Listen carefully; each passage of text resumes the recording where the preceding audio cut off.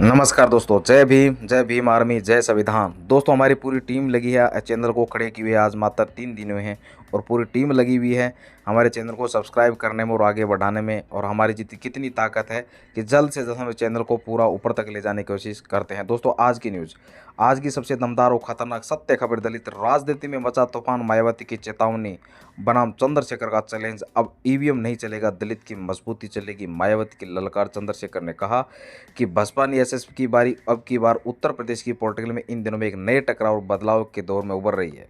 एक और बहुजन समाज पार्टी की प्रमुख मायावती है, जो 2024 की करार हार के बाद फिर यानी मैदान में उतरने की तैयारी कर ली है। दूसरी ओर है चंद्रशेखर आज़ाद रावण, जिन्होंने नगीना लोकसभा सीट पर परचम लहराकर संसद में एंट्री कर ली और अब दलित गरीब राजनीति की नई धुरी बनने की ओर बढ़ रहे हैं। यह कोई साधारण टकराव नहीं है, प्राचीन दलित राजनीति बनाम नई दिल्ली क्रांति।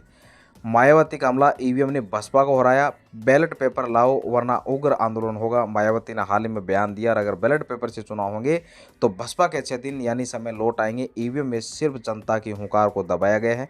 उन्हें यह कहा कि बसपा की असली दलितों की पार्टी है और चंद्रशेखर जैसे नेता सिर्फ समाज को बांटने का काम कर रहे हैं। यह मायावती का बयान है। यह बयान न सिर्फ एसएसपी पर की पूरे दलित वोट बैंक को फिर से एकजुट करने की कोशिश का हिस्सा माना जा रहा है। चंद्रशेखर का करारा जवाब, अब ना बैलेट पेपर चलेगा, ना बहन मायावती जी का डर, अब चलेगा संविधान और जनता जनार्दन का दम।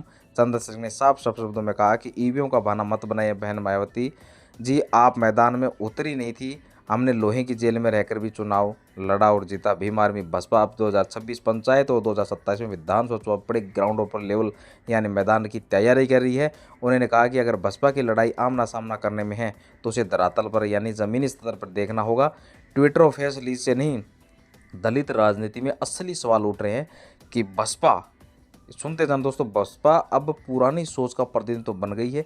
क्या युवा दलित वोटर चंद्रशेखर को नेता मानने लगे हैं? क्या एसएसपी और बीएसपी के महाबीच गठबंधन हो गया? क्या बीजेपी को एससी और एसटी का जो वोट है वापस नहीं मिलेगा? सियासी समीकरण, बसपा बना एसएसपी 2025 की राजनीति में नया चेहरा जो है और एक नया इंकलाब भी है। एक और मायावती कहते हैं कि ईवीएम हटाओ, दूसरी ओर चंद्रशेखर कहते हैं कि भय हटाओ, संविधान चलाओ। अब दलित समाज उस ऊपर नहीं बैठा, जाग उठा है। सवाल है, क्या मायावती बहन जी फिर से भरोसे में आ सकेंगे? अब रावण ही बनेंगे अगला मुख्यमंत्री?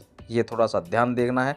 राजनीति भविष्य 2027 में क्या होगा? बसपा दोबारा वापसी करेगी कोशिश, लेकिन युवा बैंड जो वोट बैंक है वो दूर। एसएसपी पंचायत चुनाव में जनता को मजबूत करेगा। बीजेपी दलित वोट को सेंध रोकने की रणनीति बनाएगी। दोस्तों, बसपा एक एसपी गठबंधन हुआ तो बीजेपी और सपा दोनों के लिए खतरे की घंटी। एक युग खत्म, दूसरा शुरू। मायावती ने जो आंदोलन खड़ा किया था, अब उसे चंद्रशेखर जिंदा रख रहे हैं।